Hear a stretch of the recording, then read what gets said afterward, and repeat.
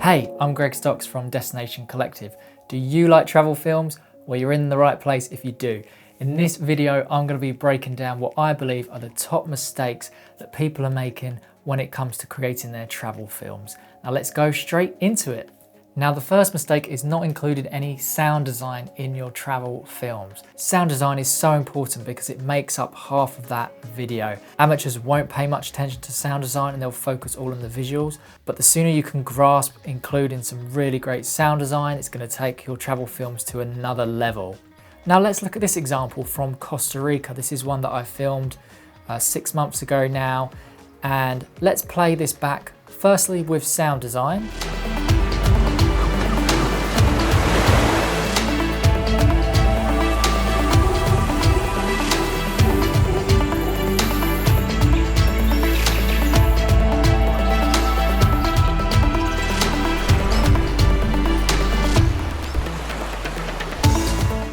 Listen to those sounds that I've incorporated there. It really helps tie this video in with the nature that is there. It really takes that audience on a journey, both visually and through those natural sounds. Now let's play the same clips again, but without any sound design.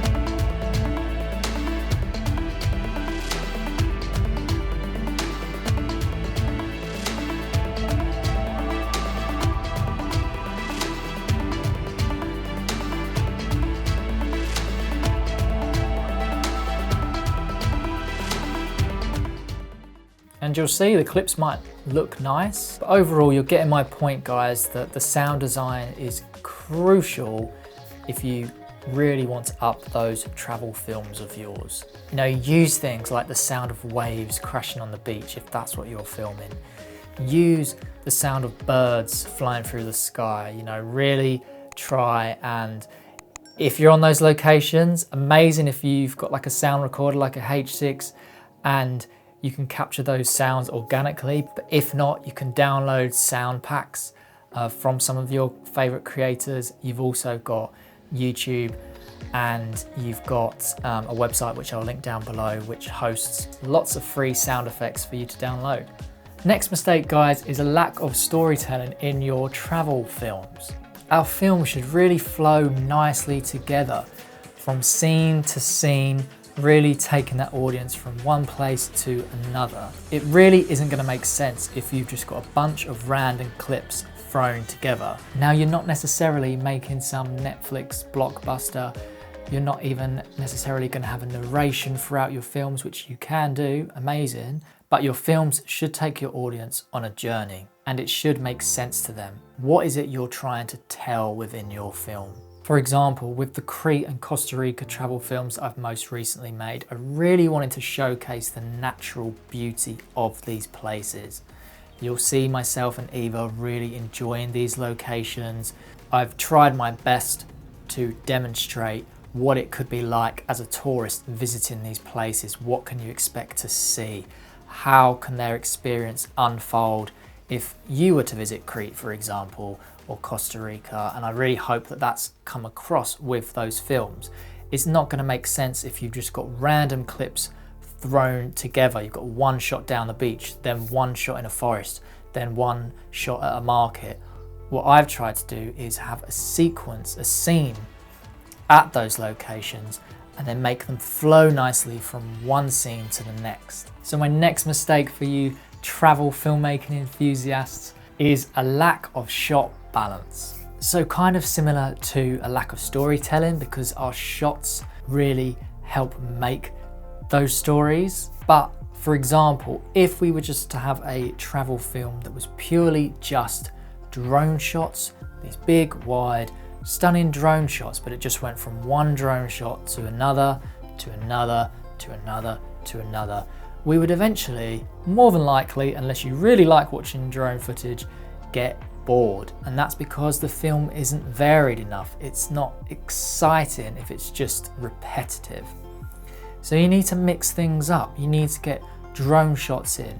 You also need to get some close-up shots, some wide shots, some mid shots. Get some shots of people, get some shots of nature. Really trying to encompass these things so that you've got a whole incredible visual experience as opposed to just one dimension of drone footage.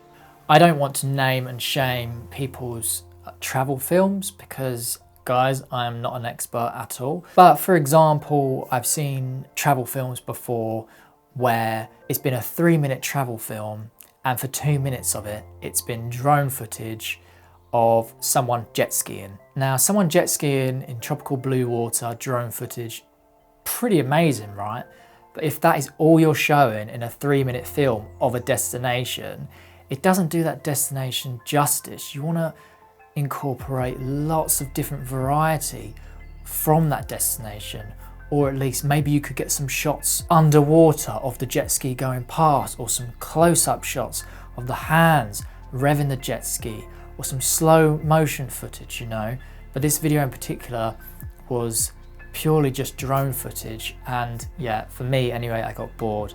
And it's that having that healthy shot balance where you're mixing things up to really keep that audience guessing and to showcase that destination in the best possible way. Now, the next mistake I see people making, by the way, let me know your thoughts on this because I know it's going to split a lot of opinions, but what I see is too many transitions being made. There's been this kind of craze of transitions, you know, and I feel like with a lot of people, their main emphasis on a travel film is having these crazy good transitions, but it takes us away from that authenticity of a travel film, you know? It takes it away from the destination, from the people, from those experiences if we've got one crazy transition and then another crazy transition. Don't get me wrong, transitions have their time and place. I am not against transitions. I've used transitions in some of my videos, but what I'm trying to get at here is not using too many of them so it distracts from the travel film itself. My personal favourite transitions are the subtle ones. You know, we've got match cuts, we've got speed ramps, you can transition from a colour of a scene to another scene, but it has similar colours so it works well, or you can transition using sound. So transitions do have their use, they can be absolutely amazing, but just focus on those foundations of your travel film first. What story do you want to tell? Is that transition, does it make sense with the story you're trying to use? So I think it comes down to your personal preference. Maybe transitions are your thing and that is your primary goal. With myself, I like it more low-key because I think the more natural, the better when it comes to travel films. But that's just my opinion. But yes, if you are experimenting with transitions, use some here and there in the right places, but don't go crazy and don't take your audience on a roller coaster ride that makes them feel sick. Just seamlessly transition them from one scene to the next. Next mistake, guys, is music selection. Now, music can really make or absolutely kill your travel film. Someone who uses music absolutely great in their travel films is Bryn North, but in my opinion, he's one of the best, if not the best, when it comes to making travel films. What Bryn has done, I'm not saying he's done this in every travel film, but in one of his travel films, you see him on the phone to a producer, a music producer, who actually puts together a specific track for that film. And Bryn even records sounds of local people playing instruments, for example, and then that music producer incorporated those sounds into a track, which is just absolutely amazing, and it's so unique and authentic to that local culture, and it just works so well with the footage. If we like travel films, and there's a big chance we've all been on YouTube and we've watched hundreds and hundreds and hundreds of them. Again, I don't want to name and shame people, that's not what I'm here to do.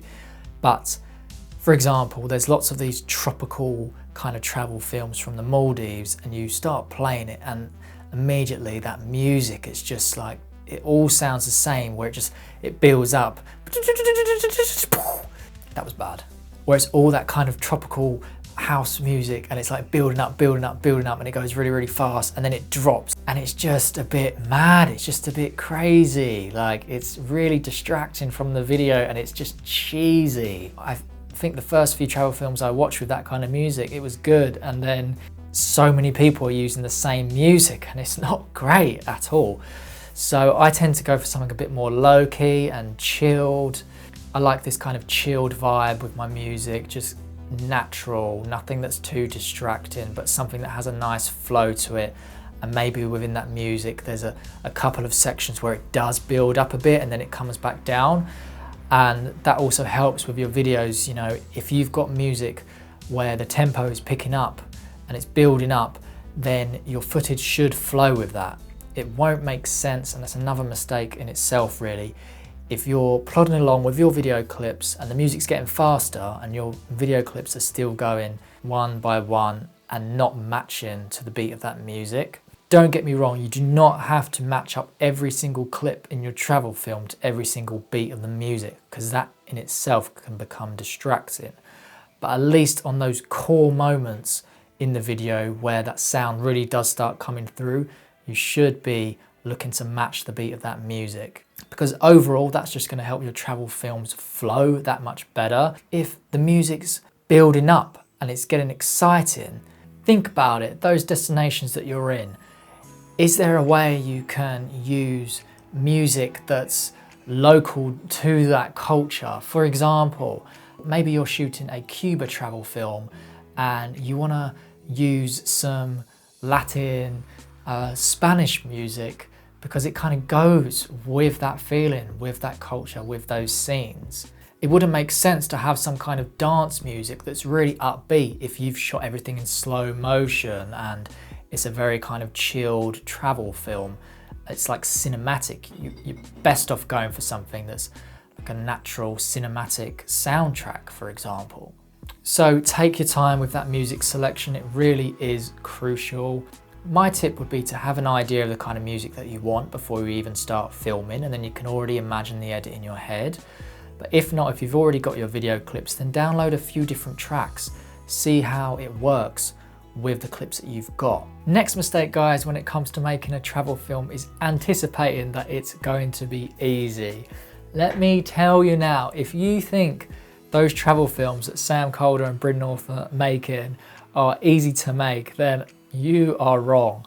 I'm not saying I'm on the same level as them, but if you want those shots where it's golden hour and you want shots up a mountain, for example, it's not easy. You've got to hike up that mountain, you've got to lug your gear, you might have to drive somewhere for an hour and a half in the pitch black at 5 in the morning to get somewhere for when that sun rises, and then you've only got a fraction of time to really nail those shots, and you've got to set up your gimbal and you've got to get the drone out. The pressure can be on and it's tough. You have to stay calm. You have a lot to capture. If you're going to make a 2, 3, 4 minute film, you've got to pack in as much footage as you can so that you can make a really great edit and for it to edit together well and flow nicely. So don't think you can just go away for a week and film for half an hour on day 1, half an hour day 2, etc, etc. No, you're probably going to have to plan your days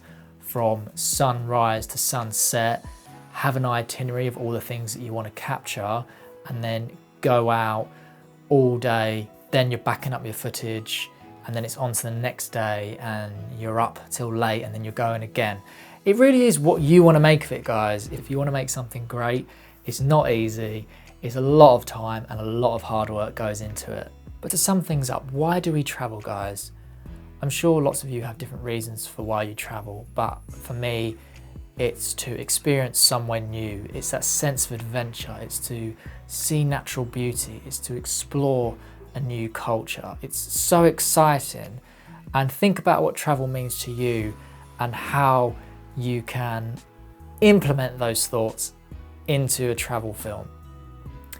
Okay, thanks so much for watching, guys. I've been Greg from Destination Collective. If you don't know who we are, if you're new here, Destination Collective, we are a creative agency. My partner Eva does a lot of our videos on photography. We're obsessed with all things travel, photography, and videography. So if that sounds like you, if you fancy subscribing, then amazing. Thanks a lot. We'll see you in the next video. Cheers, guys. Bye.